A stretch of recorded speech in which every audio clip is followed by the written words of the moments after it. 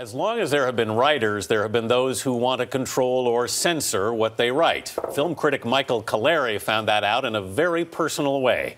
He quit his job at the Niagara Falls Reporter when the newspaper's new publisher and editor began censoring certain reviews and sent this email about a film he reviewed.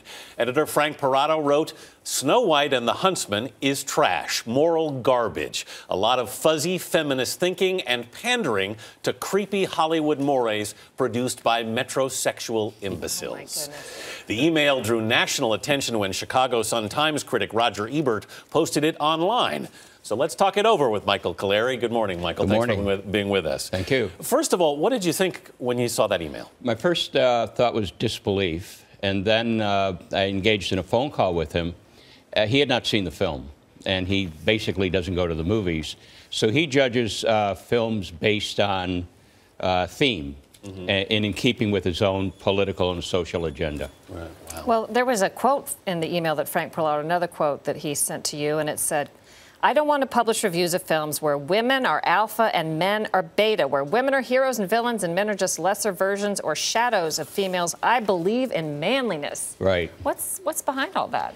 I think that, you know, the sad thing about all this is that it all plays into what is being called the war on women.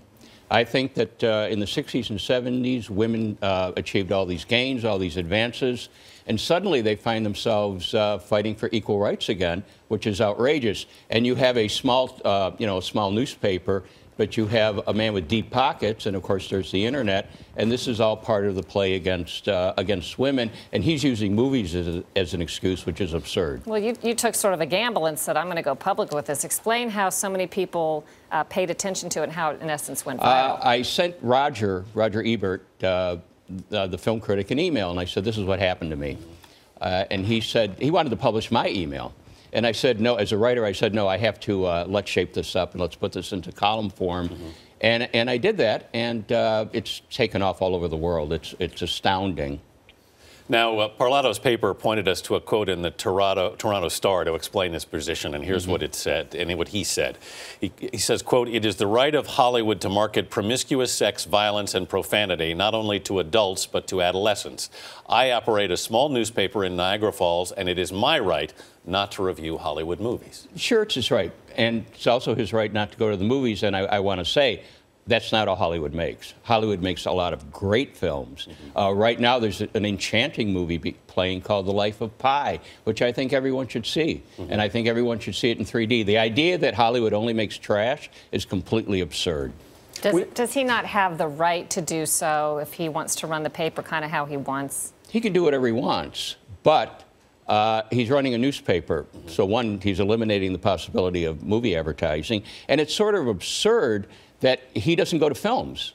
So he really, frankly, he doesn't know what he's talking about when it comes to movies. Were you surprised at the response this got when it went viral? I was stunned. Yes, absolutely. The support has been incredible. Maybe funny to me is that some people thought what I wrote originally was too long. I didn't even realize it was over 3,000 words. I just wrote this story. Well, I don't want to let you go without telling us what is your review in a nutshell of the movie. Did you see it, and were you going to write Snow White and the Huntsman? Snow White. I didn't think it was a bad movie. I liked it better than Mirror, Mirror, the other Snow White movie. But Snow White and the Huntsman is visually, it's an extraordinary film. And basically, what's wrong with having strong women in movies? I mean, the publisher is completely wrong. You've left that paper. What are you doing now? I write for a website in Buffalo called westernnewyorkmedia.net. I write for Buffalo Alternative Press, and I'm also on the radio in Buffalo. All right. And I've been contacted from websites. Please write for us. All right. Michael Colleary, thank you so much for being with us this morning.